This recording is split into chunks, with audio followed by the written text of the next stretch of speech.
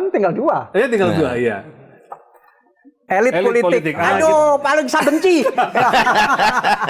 Tapi nggak Pak, saya mau cerita tentang ini. Kita mau mulai tentang bicara politik ini. Pak DI dan Pak Mahfud Gini deh, itu, ya. bicara ini 90% Pak Mahfud, 10% saya. Jangan gitu, jangan gitu. Saya juga udah ngerti apa tuh. Elit politik apa? Saya dikoreksi Pak kalau saya keliru. Pernah Bapak berdua itu ngetop banget di publik. Ya. Terlepas bahwa partai punya calon lain, Anda bukan orang partai, tapi dua-duanya ngetop di publik. Bahkan, ya saya amati Pak ya, netizen dan segala macam itu memasangkan Bapak. Nggak peduli lah partai masangin apa, pokoknya Dahlan Mahfud atau Mahfud Dahlan. Gitu. Ya. Itu kalau nggak salah tahun 2014 ya Pak? 2014. Ketika beliau konvensi. Nah, dan pernah ada survei Pak yang tidak mengukur akar rumput tapi mengukur opinion leader. Iya, opinion leader. Mencari siapa tokoh terbaik di negeri ini yang bukan pakai partai tapi pakai opinion leader. Orang yang ngerti Pak, survei. Nomor satu kalau nomor 1 Pak Mahfud. Pak Mahfud nomor 1. Nomor 2 saya. Pak JK. Iya. Dan survei enggak main-main tuh yang ngadakan SMRC. Saiful Mujani sangat. Nomor 3 Pak JK. Sangat kredibel. Saya Mahfud, nomor 1 Dahlan, JK. Pak JK lalu Bu Nah, saya mau dengar cerita itu gimana Pak waktu itu tuh. Pak Dai, cerita dulu Pak.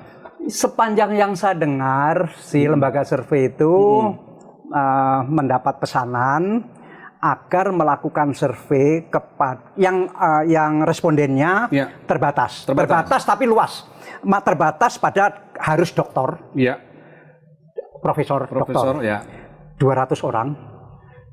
Wartawan? 10 diantaranya pemimpin redaksi, biarpun nggak dokter tapi pemimpin redaksi, 200 orang.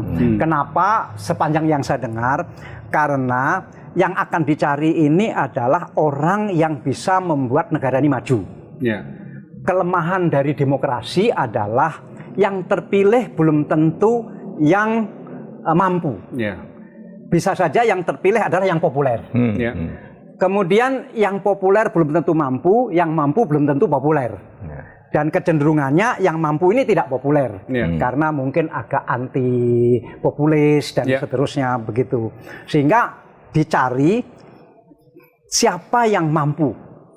Nggak populer nggak apa-apa, begitu. Mampu memajukan negara maksudnya. Yang terpilih satu Pak Mahfud, nomor 2 saya, nomor 3 saya baru dengar ini kalau Pak JK. Pak JK, 3 besar. Kemudian Bu Sri Mulyani. Sri Mulyani lagi di bawahnya. Ada 7 waktu itu ya. Nah, kemudian untuk apa ini? Agar 10 terbesar nanti dipopulerkan. Agar yang mampu tidak populer ini bisa populer. Dengan demikian yang terpilih nanti mampu tetapi juga populer. Nah, tapi ternyata kan membuat yang mampu-mampu ini populer juga tidak gampang. Nah, saya dengar ada cara yang sudah dilakukan itu dan tetapi ternyata bukan 10 besar ini yang ikut. Karena sayang sekali di antara yang 10 besar ini banyak juga yang tidak mau. Pak Mahfud misalnya tidak mau karena sudah hampir pasti dicalonkan oleh PKB.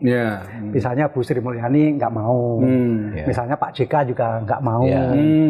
Akhirnya rasanya di antara 10 besar itu 5 yang tidak mau. Dari survei SMRC itu waktu itu ya. Ini nggak tahu saya siapa. Pokoknya 5 nggak mau. Akhirnya karena harus genap 10, maka dimasukkanlah yang lain-lain yang sebetulnya tidak masuk dalam 10 besar ini yang menyebabkan cara untuk mempopulerkan ini tidak berhasil karena yang dijual itu ternyata tidak semuanya yang masuk 10 besar tadi.